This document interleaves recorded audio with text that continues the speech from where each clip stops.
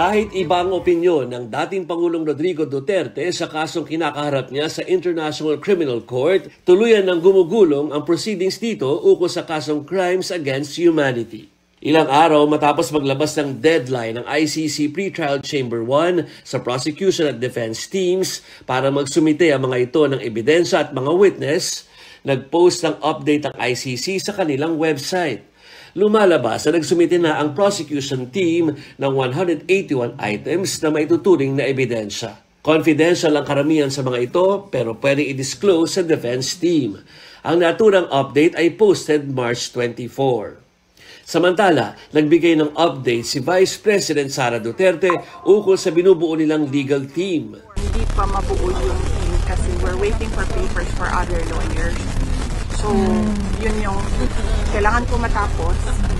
And then, kailangan ko ma-introduce yung lawyer in charge for PRT inside and the outside world doon sa mga kapatid ko and sa kay Shelito para pwede na akong bumalik sa Pilipinas and then pumunta na lang dito kapag kailangan. Wala pa pong Filipino lawyers ngayon.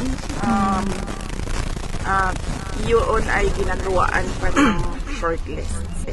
Diyan naman sa Pilipinas, naniniwala ang mga anak ng dating Pangulo na hindi pa moot and academic ang mga petisyon nila sa Korte Suprema para maibalik sa bansa ang kanilang ama. Pero ayon kay Attorney Gilbert Andres, huli na ang lahat, lalo at naideklara na ng ICC na nasa kustodiya nila si Duterte. Ayon naman kay Attorney Cristina Conti, gayahin na lamang ng magkakapatid si VP Sara, mag-move on at harapin ang paghahanda para sa kaso dito sa ICC. Nag-uulat mula sa The Hague, Netherlands, Jovi Francisco para sa 1PH.